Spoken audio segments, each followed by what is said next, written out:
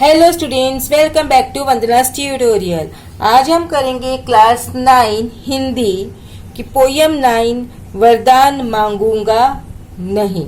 इसके पहले हमने चैप्टर 8 तक क्वेश्चन आंसर्स कर चुके हैं। अगर आपने वो वीडियोस नहीं देखे हैं तो उन्हें जरूर से देखिएगा। प्लेलिस्ट का लिंक आपको डिस्क्रिप्शन बॉक्स में मिल जाएगा। तो हम स्टार्ट करते हैं। वरदान मांगूंगा नहीं। तो इसके पहले हम मुहावरे देखते हैं। तिल तिल मिटना, इट मीन्स अर्थ धीरे धीरे समाप्त होना। कविता का सरल अर्थ,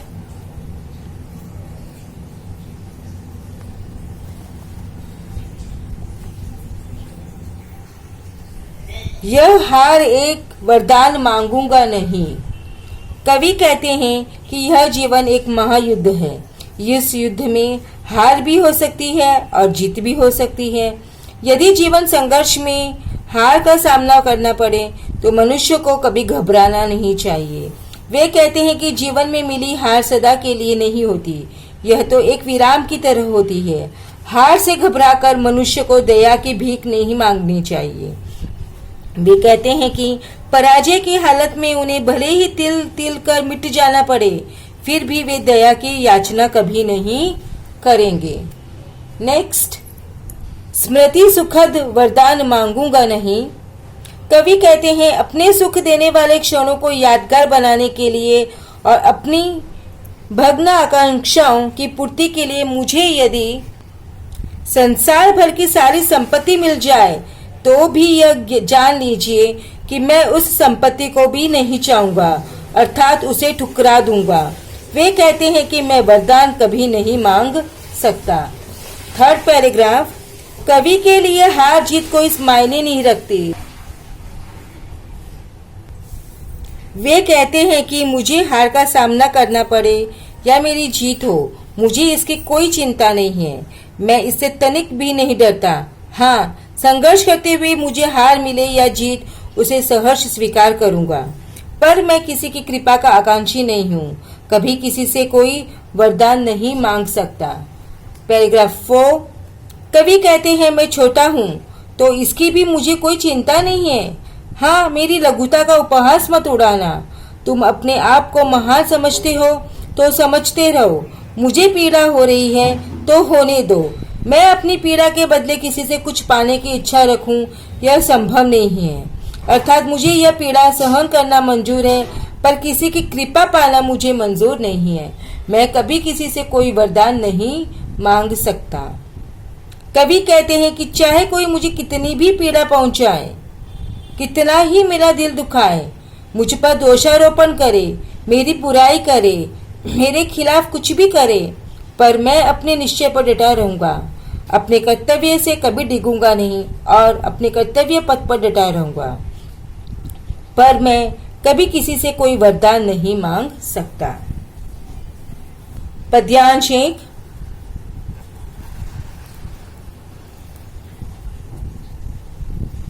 शब्दार्थ देख लेते हैं। विराम, ठहराव, महासंग्राम, महान युद्ध, दैट इज संघर्ष, तिल तिल, धीरे धीरे, वरदान, किसी की कृपा से प्राप्त वस्तु, स्मृति, याददाश्त, सुखद, सुख देने वाला, आनंददायक, प्रहर, पहर, खंडहर, भग्न आकांक्षा, विश्व, संसार, संघर्ष, स्पर्धा, जद्दोजहद।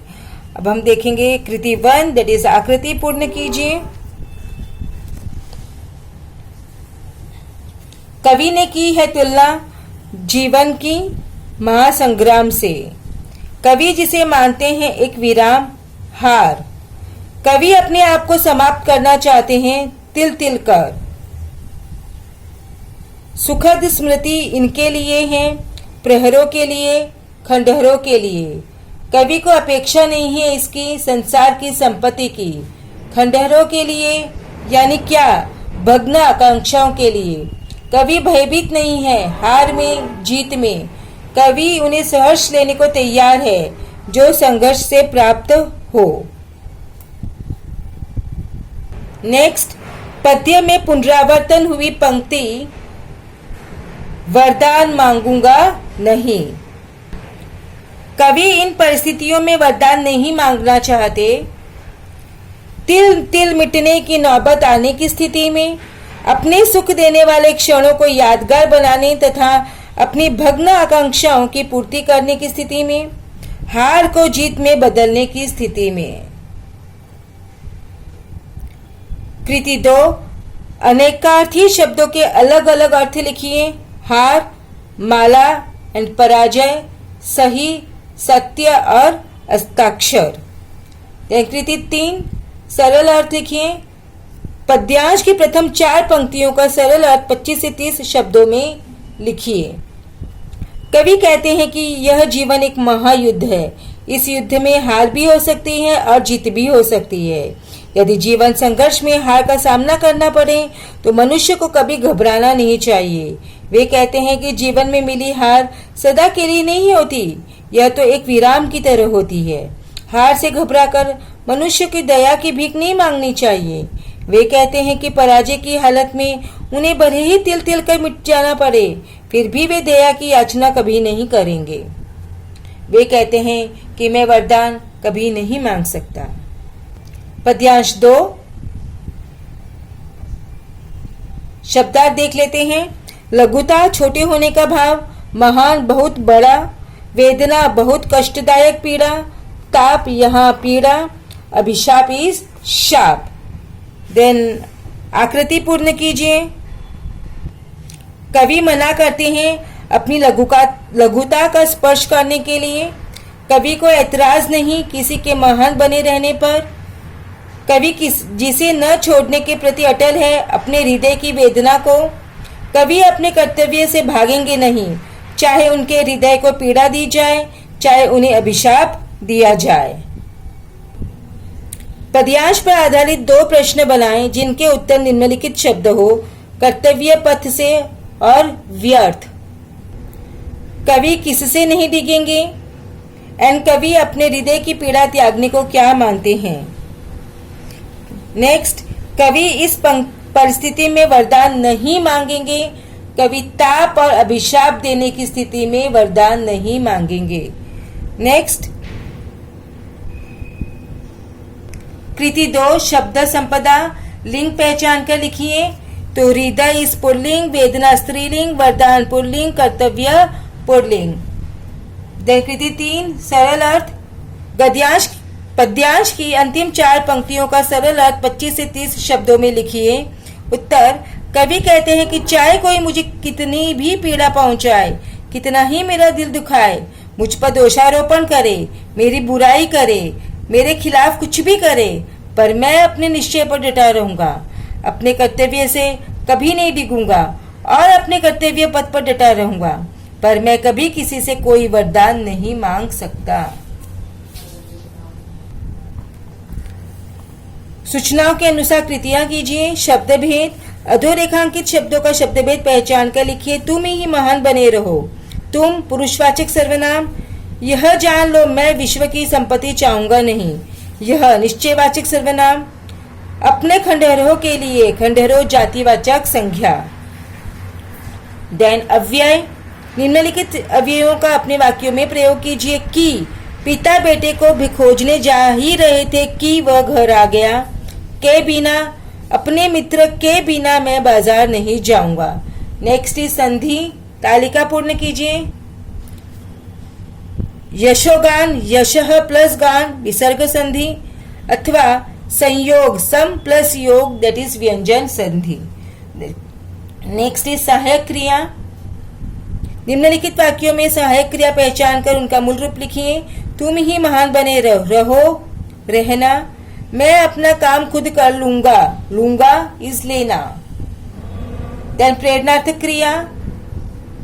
निम्नलिखित क्रियाओं का प्रथम प्रेरणार्थक तथा द्वितीय प्रेरणार्थक रूप लिखिए। बोलना एंड सोना।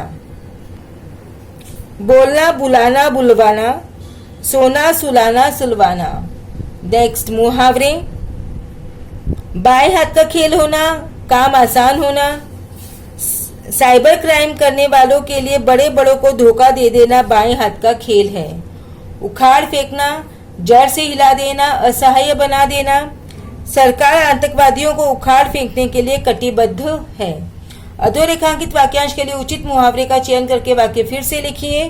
सो आंसर इज डायरेक्टली रुग्णशैया पर पड़ी माता जी को देखकर मोहन का धीरज तिल तिल मिट रहा था। नेक्स्ट, कारक। निम्नलिखित वाक्यों में प्रयुक्त कारक पहचान कर उनका भेद लिखिए। अपने खंडहरों के लिए यह जान लो, मैं विश्व की संपत्ति चाहूंगा नहीं। के लिए संप्रदान कारक। चाहे हृदय को ताप दो, चाहे मुझे अभिशाप दो। हृदय को कर्म। कुछ भी करो कर्तव्य पथ से, किंतु भागूंगा नहीं। पथ से अपादान। देन विराम चिन्ह आप देख के कीजिए। नेक्स्ट इस काल परिवर्तन। मैं विश्व की संपत्ति नहीं चाहूंगा, सामान्य वर्तमान काल। सो आंसर इज मैं विश्व की संपत्ति नहीं चाहता। सेकेंड वन, जीवन महासंग्राम है, पूर्ण भूतकाल। जीवन महासंग्राम था। देन वाक्य भेद। निम्नलिखित वाक्यों को का रचना के आधार पर भेद पहचान कर लिखिए। मैं वरदान नहीं मांगूंगा, सरल वाक्य। मैं सुबह उठकर बगीचे में जाता हूँ और व्यायाम करता हूँ, संयुक्त वाक्य।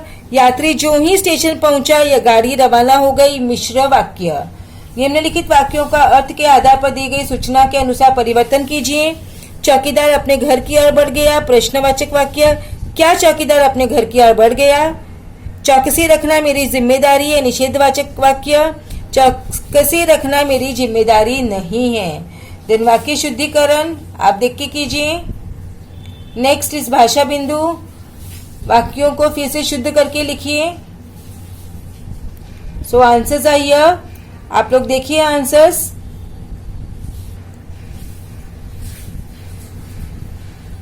देन रचना विभाग। जीवन में परिश्रम का महत्व विषय पर अपने विचार लिखिए। मनुष्य के जीवन में परिश्रम का बहुत महत्व है। मनुष्य अपनी मेहनत के बल पर ही अपना भोजन, वस्त्र और घर तैयार करता है, इसलिए मनुष्य अन्य प्राणियों से श्रेष्ठ बन पाया है। श्रम से सुख का निर्माण होता है। संसार में जितने ही भी महान कार्य हुए हैं, उनमें मनुष्य का श्रम महत्वपूर्ण है। जो व्यक्ति श्रम करता है वह आगे बढ़ता है। संसार में जितने भी महान व्यक्ति हुए हैं, उन्होंने अपने पूरे जीवन पर अथक परिश्रम किया है। अपने श्रम के बल पर ही वे महान बने हैं। श्रम एक प्रकार का तप है। इसमें तप कर जो मनुष्य निकलता है वह खरे सोने की भांति हो जाता है। श्रम का कोई अंत नहीं। श्रम से ही मनुष्य सागर से मोती निकाल लाता है और धरती के नीचे खानों में जाकर सोना, चांदी जैसी धातुएं प्राप्त कर लेता है। कहावत है, जो आदमी श्रम करता है ईश्वर भी उसकी मदद करते हैं। परिश्रम करने वाला व्यक्ति अपना भाग्य खुद बनाता है। श्रम करने वाला व्यक्ति स्वस्थ होता है। परिश्रम करने वाले व्यक्ति में कार्य करने की अद्भुत क्षमता आ जाती है। मनुष्य के सुखी बनने का एकमात्र मार्ग परिश्रम करना है। गणतंत्र दिवस के अवसर पर जनतांत्रिक शासन प्रणाली पर अपना मंतव्य प्रकट कीजिए। एक समय था जब सारी दुनिया में छोटी छोटी रियासतें हुआ करती थी और उनके प्रमुख राजा हुआ करते थे। इन राजाओं को अपने कानून होते थे, उनके शब्द ही अदालती निर्णय हुआ करते थे। सारे अधिकार राजाओं के हाथ में होते थे और जनता की हालत गुलामों जैसी हुआ करती थी। एक समय ऐसा आया जब विश्व में शासन की बागडोर जनता के हाथ में आने लगी और जनता के चुने हुए प्रतिनिधि निश्चित अवधि के लिए शासन करने के लिए चुने जाने लगे। इस व्यवस्था में जनता को अपने सुख की बात अपने चुने हुए प्रतिनिधियों के सामने रखने का अधिकार मिल गया। जनतांत्रिक प्रणाली में जनता को अपनी पसंद के प्रतिनिधि चुनने का अधिकार मिलता है, पर चुने जाने पर प्रतिनिधि उनकी अपेक्षा के अनुसार कार्य करेंगे यह निश्चित नहीं होता। इसलिए प्रजातांत्रिक शासन प्रणाली में कभी कभी भ्रष्टाचार, भाई भतीजावाद और यन के प्रकार सत्ता पर सदा काबिज रहने का प्रयास करने वाले प्रतिनिधियों की कमी नहीं होती। जनतांत्रिक शासन प्रणाली एक उत्तम शासन प्रणाली है, पर चुने हुए प्रतिनिधियों में नैतिकता होना अत्यंत आवश्यक है, तभी वह शासन व्यवस्था सही ढंग से काम कर सकती है। बच्चों, इसी के साथ में हमने हमारे चैप्टर नंबर 9 के क्वेश्चन आंसर्स फिनिश किए। अब हम नेक्स्ट वीडियो में मिलेंगे चैप्टर 10 के क्वेश्चन आंसर्स के साथ। तब तक take care and keep watching Vandana's tutorial. मिलते हैं नेक्स्ट वीडियो में। Thank you for watching.